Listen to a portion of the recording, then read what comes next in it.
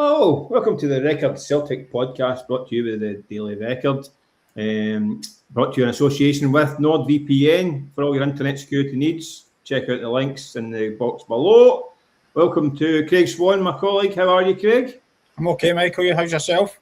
Not bad, mate. Apart from this rain bucketing down, it's not helping my attempt to recover my golf game, but it's on hold for a week this week, unfortunately.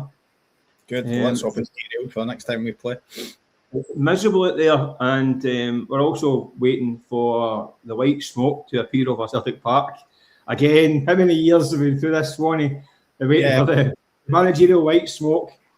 It's fair to say this isn't the first time we've been in this movie. Well, back when you were waiting for Jimmy McGrory to get the nod, but I don't know how you coped back then. Sending your reports by carrier pigeon back to the record. Waiting for... We'll get that out of the way. I've not even get the ages about the way early. But listen, as we know, the managerial appointment, well, I think it can't be any minute now, but we know they're down the road, Celtic down the road, we're talking to O'Neill, Robbie Keane. I know the name of Craig Bellamy's still kicking about as well, but it is edging closer. And it could be that by the time this is out, I'm telling you watching it, Celtic have got a new man with a scarf above their head. So, but to get to this point and in the process, Swanee, 4 months or so since Wilfred Nonce shuffled off out of Parkhead, to get to the point where it's O'Neill, Keane, perhaps Bellamy, are you surprised it's got to this stage, or is this the regular Celtic pattern? I'm not surprised it's got to this stage due to the event 6 to 8 weeks of the season, if that makes sense. Because had Celtic not got the jobs done in terms of the silverware, you would be pretty disappointed as a Celtic fan to find out that the sum total of the background work would be to unearth Robbie Keane, if that's what it is. If it's, you know, what you I think the Celtic supporters are expecting the net to be cast a little wider and different people to be looked at. In terms of the timing, I'm not surprised due to the fact Martin O'Neill had his success. As soon as Martin O'Neill had his success, Martin O'Neill was then entitled to have at least a couple of weeks to have a think about what he wants to do, because it's my opinion, some people will disagree with this, but it's my opinion that he's probably earned the right to have another go if he wants it. Now, people may disagree with that and say, well, no one's earned the right to do anything if Celtic think it's something different, and we'll come on to that type of stuff later. But I just think the way the season finished, I'm not surprised that we're sitting at this date and Celtic haven't unveiled anyone, because I think Martin O'Neill had to be given time. I do think that time is kind of now, you know, certainly within the next couple of days, where Martin has to give a concrete definitive in what he wants to do, and then Celtic can move forward from there. Just to your other point again, which we may come on to a little bit later, yeah, maybe the fact that there's not more than Celtic are very good at doing their business quietly, so we don't know how many other people have been sounded out, but we're usually pretty good at getting to the bottom of these things, and it doesn't seem like there's been too many. And at the moment, it seems to be a straight fight between two of them. Well, listen, Celtic are very good at quietly doing the business because it involves so few people. In fact, you could argue that it involves one person. Yeah. By that up, Michael. Well, listen, we're talking about time frames. You look back, I mean, Ange Postecoglou got the job on June the 10th. I think Ronnie Dyler was June the 6th, which is this week. Brendan Rodgers, first time in was in the May, which was different because that was he was brought in really quickly. The second time in it was June 19, so it was another few weeks in a row. So we are in that kind of time frame. The pre-season's we're not back till the 26th of June, so they have got time. But as I was saying though, but it does all come down, as it has done for a quarter of a century, to what Dermot Desmond is thinking. He is the guy who calls the shots. And listen, and Celtic fans at this point in time, I think, are kind of frustrated by that. However, he has got quite a lot right over the years, hasn't he? I mean, I did a piece this morning, I'm looking back, and you look back from Martin O'Neill first time round to Strachan. Okay, Tony Mowbray it didn't work out, but Tony Mowbray at that time was a good appointment because he was hot. He did a brilliant young Hibs team, doing well at West Brom, and to pay money to get him out of West Brom didn't work out. Then Lenny took charge, and it was natural. He did all right. He got the job full time. Ronnie Dyler was a bit of a weird one, but he got success to an extent. Then you get the Rodgers blockbuster era. I mean, Lenny coming back. Postecoglou was a strange one, obviously, because obviously went for Eddie Howe, which was another blockbuster. But then Postecoglou, by hook or by crook, became one of the best in most recent memory. Rodgers again, a major coup get him back. So these are big decisions and big names, and they've all delivered trophies, but apart from Nonce and Mowbray. Yeah. So should Celtic fans trust Dermot Desmond again to get this right? This is where the polarisation comes in the opinion, isn't it, Michael? Because, the one hand of the argument is it shouldn't be so heavily weighted in favour of one man's opinion, or if that's the case. But you're absolutely right to make the point you've made, Michael. Some of the managers you've mentioned there are iconic figures for Celtic, what they've done and what they've won. And 42 trophies. It's not beyond the pale to say none of them would have been there if it wasn't for Dermot Desmond. He sorted it and he got them. Yeah. The Brendan Rodgers one, especially the first time, was a massive one that we all know was done mainly by Dermot Desmond. Everybody knows that. Martin O'Neill, everybody knows that when he came the first time. The Ange Postecoglou one slightly different because of the Eddie Howe stuff beforehand.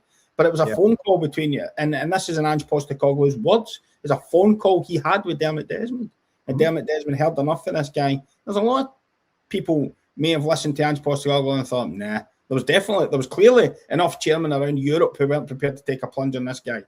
Mm-hmm. Yeah, and Desmond did. Yeah. So if you're just talking about that type of stuff, I know Celtic supporters will and quite rightly go into other stuff that goes on in terms of recruitment and all of that stuff, players and whatever, and power and what can be done. But if you're just talking purely on managerial appointments, the record is good. Yeah. Listen, I get and there will then be arguments after it, Michael, about what happens to the managers once they get in there and what they're allowed to get in, and that's a different conversation. All we're talking about just now is the appointment of the individual. I think the problem is that because of the power is, what is it, 37% of the shares and 100% of the power at Celtic. That's clear. But I think that frustrates fans because they don't feel as though they've got any power or say. It's basically what Dermot Desmond says goes. But the guy's a billionaire for a reason, because he makes big decisions, and more often than not, he gets them right. He makes a lot of money. And Celtic have 42 trophies. So he was sitting back. Listen, I think last year, the breakdown between Desmond and the fan group is because of what happened last year. They failed to invest properly over the summer, be proactive in the transfer market, failed to get in Europe. The Rodgers breakdown, the statement about Rodgers, the AGM statement read out didn't create a bit of divide. So many things that Celtic fans were well within their rights, Michael, to be very, very upset about, in my opinion, as regards to Desmond. Many things. But we're only talking about this one thing at the moment. We're talking about managerial appointments. That's all we're talking about. Yeah. And and in that score, he's done pretty well. Look, listen, none of us can get close to Dermot Desmond. No one, famously, anything you ask him for interviews, he laughs it off and walks away past you. We've known it through the years, bumping into various golf events and all this kind of stuff, and out the begging bowl for an interview and getting nowhere. He's not interested in talking to the media. Not so sure about the laughed it off bit. Well, yeah. He's not interested in talking to media, but he's not really been interested in talking to fans either. And that's where the problem lies. The fans think they're told, just pay your money and I'll sort it and just do what you're told. But then again, from his point of view, he's saying, well, listen, I've delivered 42 trophies since 2000. I know what I'm doing. So just give me peace and let me go on with it. So I get that quite. I think somebody who whispered in his ear and said, listen, that maybe going last year, the way he went so offensive last year, I think was badly advised. But how can you advise a billionaire? He's only take advice for him. Do you know what I mean? Again, I'm just separating this into the managerial appointments. There are so many things that I think are not done right. But that's what we're saying. So I'm not just talking about the managerial appointments here. Aye. So in terms of managers, he seems to know his onions. A whole other 10 podcasts, Michael, if you want to get down the other routes. Recruitment and what happens and that type of stuff. But managerial appointments are on that at the moment. It's a long summer, Swanee. Let's not. In terms of manager, does seem to know his onions, but it seems to be now down to the O'Neill and Keane, and it's a weird one because ordinarily I think these are the guys that think Celtic fans would buy their way. In ordinary times, maybe that would be people quite happy. Martin O'Neill, club legend, just done a double. The only thing that matters is his age. That's the only thing that's holding it back from getting the job on a permanent basis immediately. Is it whether or not he can handle it? He fancies doing another year or two. The Keane thing, we know there's a political aspect of it. It's going to cause problems, and we can't escape it. But again, Dermot is not a guy to kind of listen to the court of public opinion and be swayed by it. You might think that this guy's the business. You've also got to be careful, because a manager who wins games, a lot of things, the rest of the stuff, a lot of people will still have a political view and won't budge from that. A lot of guys go to the game. A lot of people go to the game just want to win games of football, and the rest of it's secondary. Yeah. So it's created that kind of slight kind of rancor again, isn't it? And it potentially could be divisive and start the season off to a kind of, I'm not saying a bad start, but it narrows the margins of tolerance, doesn't it? We've been there in the not so distant past. Completely different reasoning, but let's not forget what it was like when Brendan Rodgers came back. Second time, you had a similar type of start where a lot of fans don't want him, and that was made clear early in the piece, and Brendan Rodgers addressed it when he came back at first, and by the end, once he was done, now took completely different thing here. But let's not put them into the same basket. They are two different things. My point is just, Brendan Rodgers came back the second time, and that was a tricky start. People were waiting for Brendan Rodgers to fail, and a lot of people didn't want him. And by the end, his name chanted. No, that's just one. But I was at the Rodgers. By the end, sorry, by the sort of midway through the second season, by the end it was back to the original feeling, I think. But went full circle. You get my point. But listen, I was at Rodgers unveiling the first time round, and there was 15,000 folk at Parkhead. It was a carnival, unbelievable. They opened the gate, slipped people into the stadium.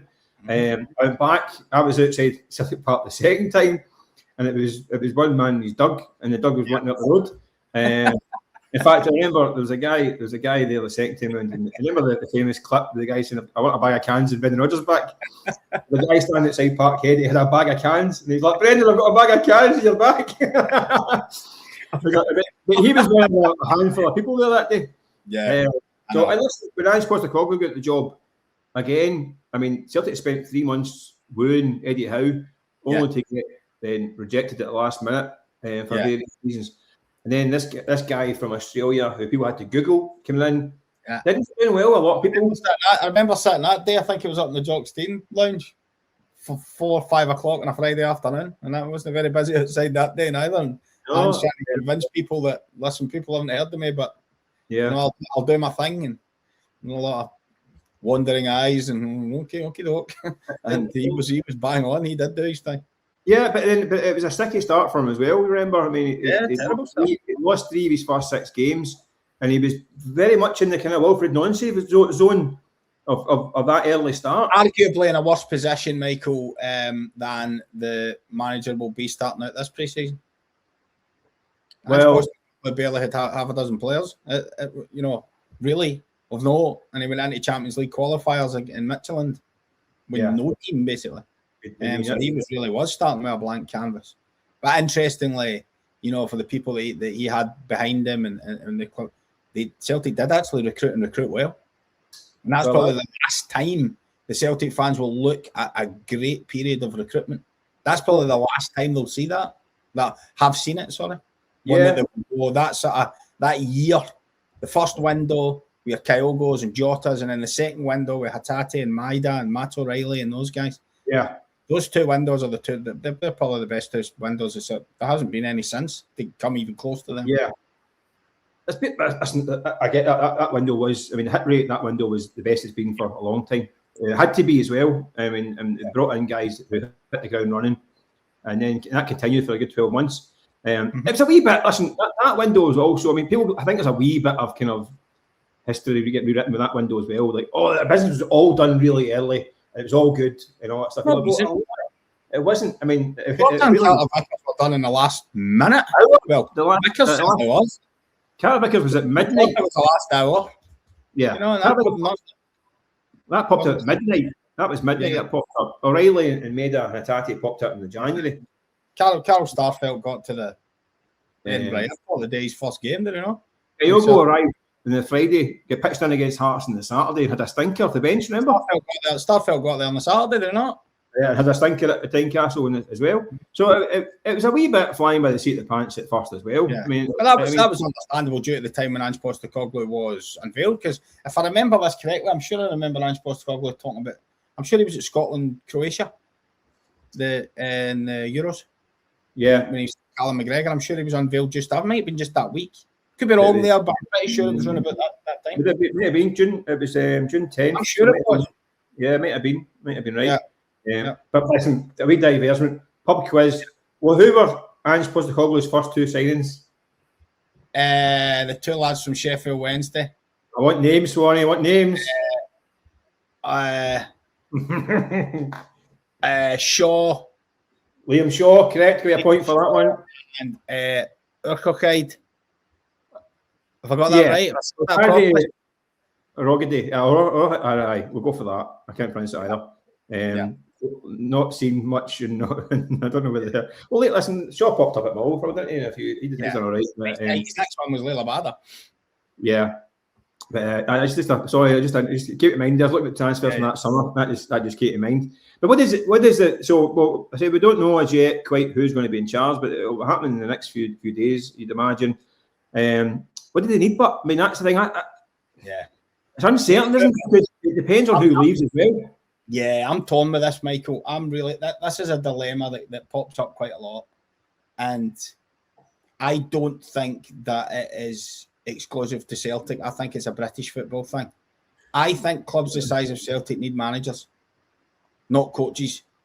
I genuinely think that there is so much goes into being a manager of Celtic, and it's not just all wine and roses and football stuff. There's other stuff to deal with. We've all seen it. We don't need to go into the depth of it. That managers have to sit there and answer questions on. You need to be a politician. You need to be a firefighter. You need to be everything to be a Celtic. It takes a big character, an O'Neill, a Rodgers, a Postecoglou to deal with that type of thing. You look at last season. Martin O'Neill can sit there and call out supporters for throwing tennis balls onto the park. A young coach can't do that. He's just not going to be able to do that, to take on, fan protests and things like that. He's the one that calls for unity and can bring everyone together and gets the fans all singing at the end of the season so everyone's unified so they can win the league. Then he can stand there on the podium at the end of after the cup final of the quip about, any of you guys that threw the tennis balls, come and see me. Yeah, that's amusing. You're not going to get a 45-year-old coach doing that. So I get the dilemma because I understand Celtic fans want a forward-thinking young manager, a new structure in place, a coach, a Bertolascu type, when he was being talked about, that type of idea that you see with these teams all in Europe, these smaller clubs much smaller budgets than Celtic, punching above their weight. But I feel there's a kind of structure there. If you look at big clubs around Europe, Ajax as an example, was Edwin van der Sar. Edwin van der Sar was 7-8 years as a kind of CEO guy. Any of the dodgy stuff that had to be asked, Edwin van der Sar sits and answers it. If something's happening politically around about the club or something, he deals with it. The coach deals with the football. Eric Ten Hag wouldn't be getting asked questions like that when he was there at Ajax. He's just dealing with the football. Same thing at AC Milan when Paolo Maldini dealt with all of this stuff. Yeah. I think for a young coach to go into Celtic, you need to have that type of figure. And this, again, isn't exclusive to Celtic. British football's like that all the time. British football clubs throw their managers under a bus, make them answer everything and let them deal with everything. And I think clubs like Celtic, listen, even that's not. I know that's not Martin O'Neill, but when people are saying that perhaps that Martin O'Neill could be a director of football. No, I'm not saying that. I'm talking about. I think Celtic need a manager. I think they need a manager as a manager. That's what I'm talking about. Because I don't think they're going to go down that route. Celtic aren't going to go down that route of having and again, clubs in Britain don't do it. They just don't do it. They don't have one of these Van der Sars or Paolo Maldini sitting there. So I think to be a Celtic manager, you need to be a manager. Listen, we heard the stuff, Michael, from our own columnist Ryan Stevenson at Hearts. I'm digressing here. About saying Hearts are a big club. They need a manager, not a coach. And you had your Neil Critchleys and Daniel Stendals and all of these guys. But they kept saying they need a manager, a Jim Jeffries type, a big figure to run the club. They got Derek McInnes in, who is a manager, whatever Celtic fans think of him. He's a manager, and that's why Hearts have done well. Rangers have suffered with us, bringing in the young forward-thinking coach idea. Michael Beals and guys like that. They're coaches, they're not managers. It takes so much more to be a manager at a big club like Celtic. So that's where I don't understand the two candidates are so polar opposite. If you're asking me what they need, I think Celtic need a manager. And I think Martin O'Neill's a manager. Whereas I think Robbie Keane is a progressive young coach who may develop into that person, but he's not there now. And I think that's a big thing. I think it's a big thing. But I understand Celtic fans will be frustrated by that, Michael, because they're thinking, I want a forward vision. We want a forward vision. We want a plan. We want a strategy for the next 3-4 years of how we're going to, this is going to happen, that's going to happen. But Celtic don't have the building blocks in place for that right now. They don't have them. Swan, you could argue they never had them. This is the right Celtic need a manager. Celtic need a manager because the manager it covers up a multitude of sins elsewhere, because the manager has been the guy that's come in. You look at Rodgers, has come in with his own kind of links with recruitment. Postecoglou, again, his own links with recruitment. I mean, these are because Celtic are maybe lacking structure in other areas. A manager has to come in, pick up and carry the can. So what that means that the manager at Celtic is the most important figure in the whole thing. You're absolutely right. Absolutely right. I agree with you. They need that now more than ever because of the mess that's required behind the scenes. But if Celtic want to be a modern football club, they have to look at what clubs are being successful in Celtic's kind of peer group. You look at the likes of your Brentfords, your Brighton, your Midtjylland, your Ajaxes, your Bruges and all that stuff. And what have they got? They've got a structure that means that the manager isn't actually the most important guy in the club. He's a part of the club, but not. And Celtic need to have that because Celtic need to build that first, Michael. Like we're talking about this summer. You spoke about that quite correctly when you spoke about Askew. That's what I'm saying. No structure. That's what you said. You can't chuck a young coach like that into a job of Celtic side. All the other pieces need to be in the background so that it's ready for, as you quite rightly point out, a Brentford or about to seamlessly come in. Celtic aren't there at the moment. So if it was me, if I was in charge, if Martin O'Neill wanted that, I'd say, Martin, just hold the fort for another year. You're the man that can inspire players. You can deal with everything.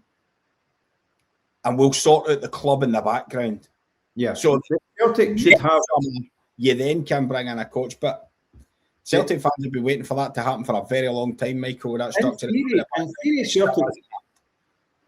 theory, Celtic should have the same process for managers as the players, that you get a talented player in early, play them for 2 years and sell for big money. And the same should go with the manager. If a manager comes in and does well for a couple of years, someone in England should come and get him, because if you can handle that job, you can handle any job.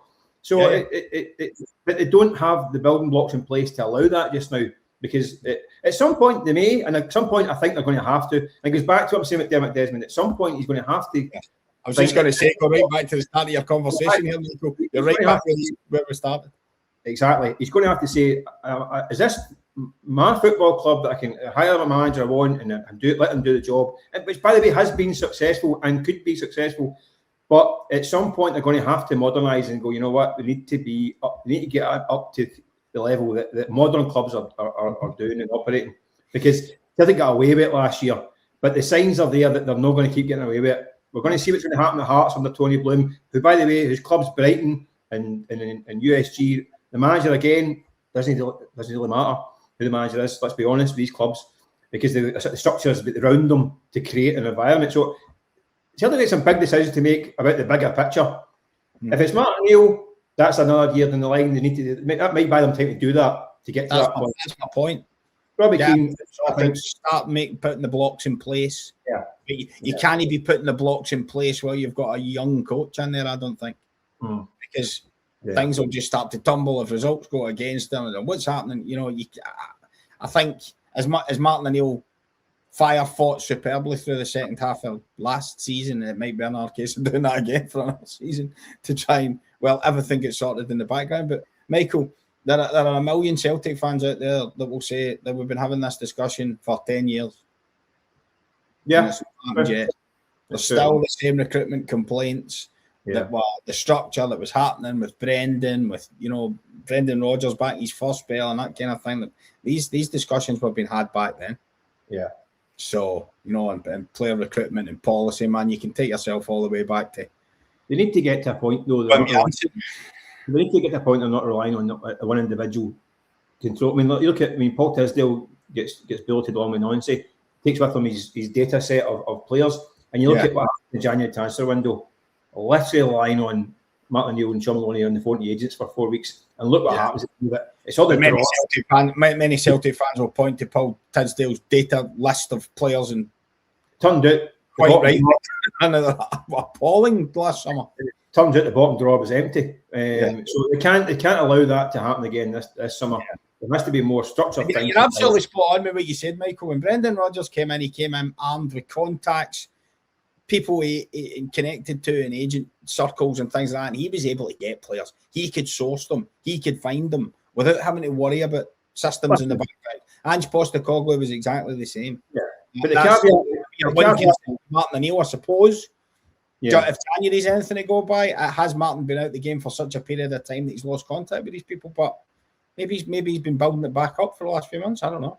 Well, it needs something, because the Rodgers era. I mean, obviously he takes out Mark Lawwell when he gets back the second time round, and that's Tisdale comes in. That's now gone, so that setup needs to be completely looked at. Like you say, Ange leaves, and his kind of Rolodex goes with him as well. Until they're now kind of left to that window in January. That's the point. Going back to your original point about you're surprised about time scale, Michael, when you were talking about the manager, and I said no because of Martin O'Neill's. There's no excuse for that stuff. No. Paul Tisdale's been out the building a long time. Mm-hmm. That should all be in place by now. Yeah. I'm not saying up and fully functioning, because these things maybe, but the block should certainly be in place, and it's nothing. Nothing has happened. And I think that's what really frustrates supporters, and understandably so.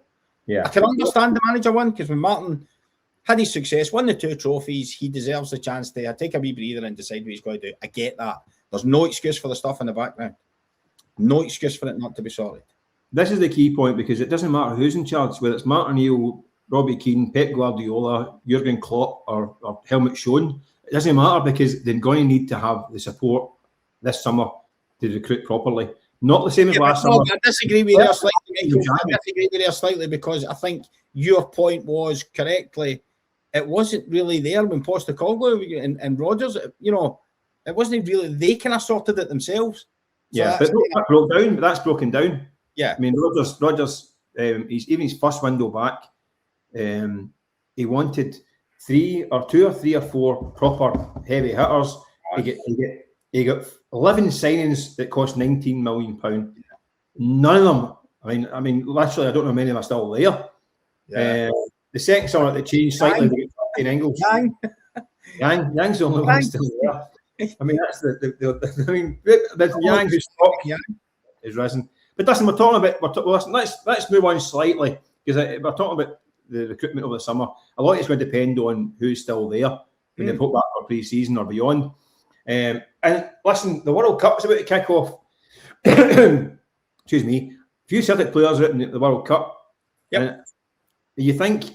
I mean, I'm looking at guys like Dyson Maeder. I'm looking at Alistair Johnson. Dyson Maeder, I expect to go this summer. So if he has a good World Cup, he could be one. I think he could be one of the cult heroes at the World Cup. I think Dyson Maeder could be one of these guys like Oleg Salenko. Do you know what I mean? He's gone out with such a hot streak. He could get another 3 or 4 goals at World Cup if they get to the knockout stages. And he's through the roof. They're a very good team. They are, but a very good team. But she has values when he's rocket. But as the big danger, I think, is Alistair Johnson having a good World Cup.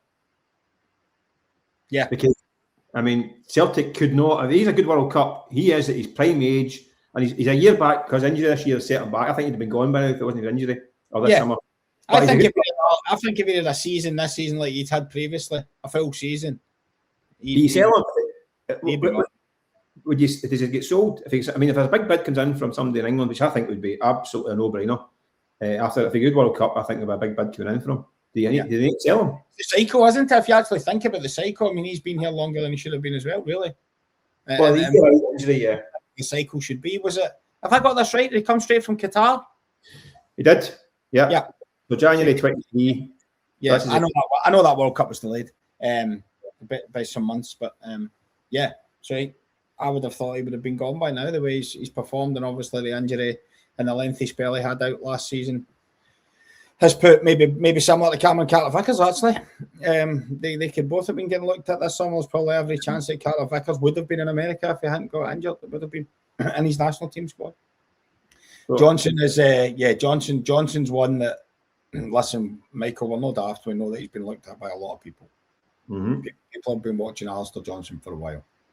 And they know how good he is, and they know what he is. He can play at a good level. He can play in the English Premier League. Excuse me, because he has the athleticism and he has the power and he's got the ability. Yeah. So he's going to be watched. He's came on leaps and bounds. I mean, I think he's been fortunate to work under two managers back to back under Kovlu and Rodgers, who are brilliant for fullbacks. And I think the Johnson that arrived, the Johnson now. I think he's a good player that arrived. See now, I mean, I think he is a top player. I mean, see, he came back in the last few games of the season, made a major impact for Celtic. A big part from why Celtic won the league. Absolutely. If he's a good World Cup, I think Celtic have got a problem. Character and a leader, isn't he? Yeah, I think they've got a problem with a good World Cup because I think they'll be interested in them. But either way, they've got a few quid, I guess, and it means it must be reinvested. Here's the two parts. Let's finish off from any other business. Looks like Stephen Welsh, another one of the heroes of the season for Celtic, albeit at a different club. I mean, did really well at Motherwell. Scored an important goal against the Rangers at one point, and he now looks as though he's getting. It's not been confirmed yet officially, but it looks like he's been allowed to leave a year early from his contract. Is that surprised you a wee bit? Yeah. When I read that, I wasn't quite sure. I don't know what the official word is on that. I haven't heard anything officially. I don't know about you, Michael, what you've actually heard officially, but if there's one club in world football that drives a hard bargain, it's Celtic. I think he just let a guy walk out the door with a year to go. There's no goodwill and all that stuff's all very well and nice and pats in the head and all that's great, but players walk out the door for. I mean, Dyson Mader's got a year to go on his contract. Right. Bye-bye, Dyson. 20 million quid. Yeah, well done, Dyson. You did really great through the games in the split and helped Celtic win the double. Away you go. I mean, that's not how football works. So, if this is all confirmed, then you can say grand gesture and all that, but I mean, I think pennies a prisoner, to be honest. I think some Celtic fans have said, why not just offer him to Motherwell and say, we'll give you Stephen Welsh and a couple of million quid and we'll take Elijah Just or Elliot Waugh or Maspanisi or Lungello. In fact, gives the four of them. Take Welsh, there's 5 million, we'll take the four of them. I think, but that thing is, that's not the business of football, because I think Stephen Welsh enjoyed going at Motherwell and played really well, but I think Stephen Welsh will have offers probably abroad or down south, and it will be worth far more than Motherwell are prepared to pay for a bit of age. I also don't know the ins and outs. Listen, I don't know the ins and outs of it. I don't want to comment, when I don't know the exacts. I mean, listen, Hearts fans are stung last week when they think a guy who had 3 years on a contract actually only had one. Yeah. I mean, we don't know if there was an option clause and, what it says when his contract was coming to an end. Yeah. Was there a thing in there about the club of it can exercise a 1 year option? We don't actually know. To me, it's a surprise that Celtic would just let someone walk out the door with a year to go in his contract, who had such a good season at Motherwell. Yeah. Incidentally, such a good season that you could see, as you rightly point out, Michael, clubs in not a bad level in England, I'm talking maybe Championship, one of the high-end League One clubs, would come and give him a lot more money than what he's getting at Motherwell. So, and Celtic could command a fee. I find it really strange that they would just let him go. But the only thing is, Swan, he's been a long time at Celtic. I think if I'm advising Stephen Welsh, right, I'm saying to him, right, you know what, you're on a decent wage at Celtic. In relative terms, you're on a decent wage, right? Certainly higher than you get anywhere else in Scotland, and probably, and certainly maybe towards the bottom end of the Championship in England. I would be saying to him, you know what, sit tight, go back to pre-season, you'll get a loan deal, and earn your dough, and then you leave for free next year. Do a loan deal somewhere in the shop window. Could be back at Motherwell, could be anywhere else, right? That's what I'd be advising. So Celtic are thinking, well, he's going to sit tight unless there's a big bid comes in. He's going to sit tight for another year, and it'll be a loan deal. So you're paying him, he's probably paying half his wages anyway. So it might be, you know what, we'll pay you up 6 months. We can get himself sorted. Yeah, I think that's maybe more like that. Might give him the option with that ilk, because I think. Thanks very much, pal. You did great. Off you pop. Yeah, I think it's a very dangerous precedent for Celtic to set. I would have thought. But as a wee bit. Going, excuse me, if you're Lewis Palmer who's trying to get a move and the team that want to buy you and you can't get a fee organised, you'd be like, what's happening here? It's a bit of a strange one. It's also a strange one. I always think Big Stephen Welsh is a decent enough player. I think he's handy to have around, especially that kind of that Scottish. Obviously, in Europe, you require a certain amount of Scottish players in your squad. No, so it's handy to have. He's always reliable. The only thing is he's had fitness issues through the years. He's obviously had a few injuries. But yeah, I think Stephen Welsh was unlucky that he kind of broke through at a time when Celtic were having a nightmare. Yeah. That COVID season, I think I remember he may even made his debut in the game against Rangers. Have I got that right? I think he came in when Celtic lost in the behind closed doors game against Rangers. I might be wrong with that. I think he might have been. It was right about then anyway. But that was kind of the season when he came in and sort of and things didn't go well for Celtic. He kind of got tabbed with that afterwards. So I think it's about there, you know. I think he's been a good servant through the years. I mean, I was surprised he's going to go. But I mean, that's. But I think there's going to be a lot of departures over the summer. Excuse me. A heck of a lot. Excuse me. A heck of a lot. And to go back to that original point about Celtic being a club who drive a hard bargain, and it's worked for them brilliantly through the years. Incidentally, some of the fees they've been able to command, but you just wonder if they'll take a slightly different approach with certain guys this summer, just to get them on their way. Yeah. You know, for example, I pulled a name out of the hat there not long ago, Lewis Palmer. I mean, you're really going to get into a battle over 500 grand. You know, if the difference between 2.5 million and 3 million is what gets him out the door and lets you regenerate the money into, so are you really going to battle for that when you know the guy's never going to play? I think Celtic maybe have to take a wee think here and just go, do you know what? We need to clear decks here. Yeah. Loan deals are not good. There's no point in sending these guys out on another loan. They're never going to play for Celtic anymore. They're just not. Lewis Palmer's just not going to play for Celtic anymore.